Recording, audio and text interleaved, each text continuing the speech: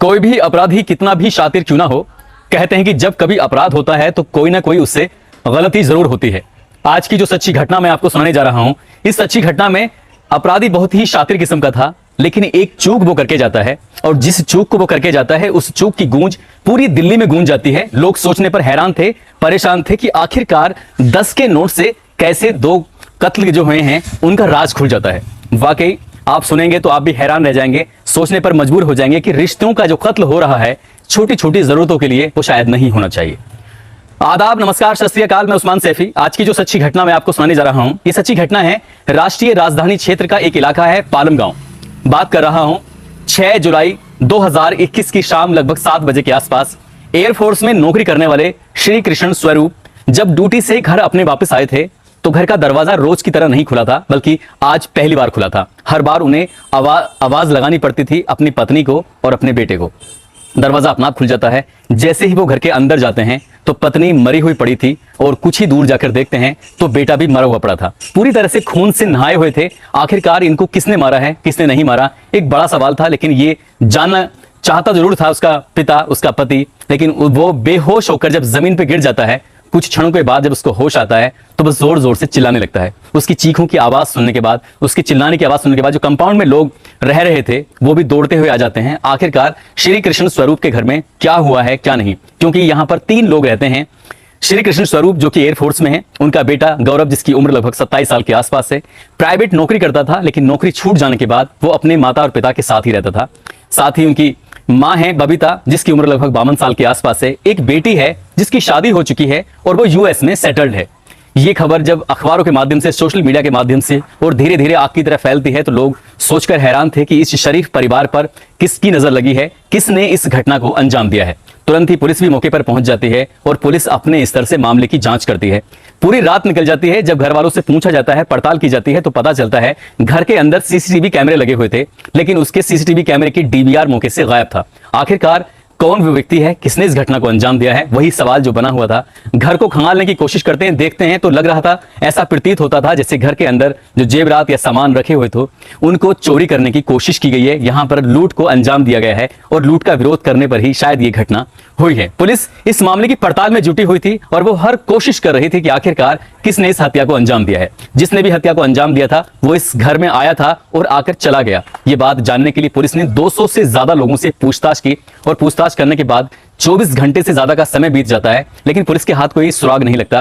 Police ये मान चुकी थी ये बहुत परफेक्ट मर्डर है। हत्यारा कौन है, बहुत ही शातिर किस्म का व्यक्ति है, लेकिन कहते हैं कि शातिर कितना भी हो लेकिन कोई ना कोई गलती जरूर करता है, और वो गलती थी जो कि बहुत जल्दी पकड़ में आने वाली थी।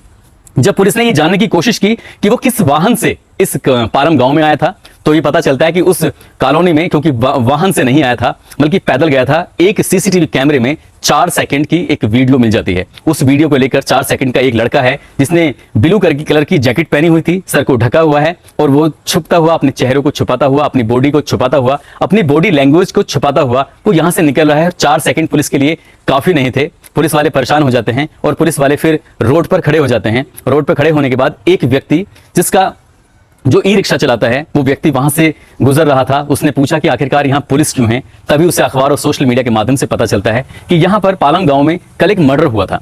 यानी 24 घंटे से ज्यादा का समय बीत जाता है और वो व्यक्ति ई रिक्शे वाला बहुत ही मामले को गंभीरता से लेता है और सीधा वो एसएचओ के पास जाता है। कहता है, साहब होना हो, मुझे ऐसा लगता है कि एक व्यक्ति मेरे ई रिक्शे में बैठकर गया था, मुझे लगता है कि शायद उसने ही इस घटना को अंजाम दिया था। पुलिस वाले पूछते हैं कि कैसे कह सकते हो, तो वो बोलता है कि साहब मैंने उसको मेट्रो स्टेशन छोड़ा था और उसके शरीर पर खून के धब्बे लगे हुए थे, ब्लड लगा हुआ था। मैंने उससे पूछा कि भाई तुम्हारे शरीर पर जो ब्लड लगा हुआ है आखिरकार ये ब्लड कहां से आया, तो वो कहता है कि मैं सोसाइटी से निकल रहा था, चैनल के अंदर मेरा हाथ दब जाता है, खून निकल आता है, लेकिन वो अपना हाथ नहीं दिखाता। बस यहीं से एक शक की गुंजाइश थी, लेकिन यहां से भी पुलिस को कोई सुराग नहीं मिल पा रहा था कि आखिरकार वो व्यक्ति कैसा था। उसके स्केच की तैयारी की जाती है, तभी वो ई रिक्शे वाला एक किलो देता है। वो किलो वाकई अपना आप में बहुत ही शानदार किलो था, जिसको सुनने के बाद पुलिस के चेहरे खिल जाते हैं। दरअसल वो बताता है कि साहब जो व्यक्ति मेरे ई रिक्शे में अगर बैठता है और मैंने उसको मेट्रो स्टेशन छोड़ा था तो उसके पास मैंने बताया था कि आपको यहां से वहां तक पहुंचने में 30 रुपए का किराया लगेगा, जो भाड़ा है आपको देना पड़ेगा। वो लड़का जब भाड़ा दे रहा था तो उसके पास 10-10 के 3 नोट थे।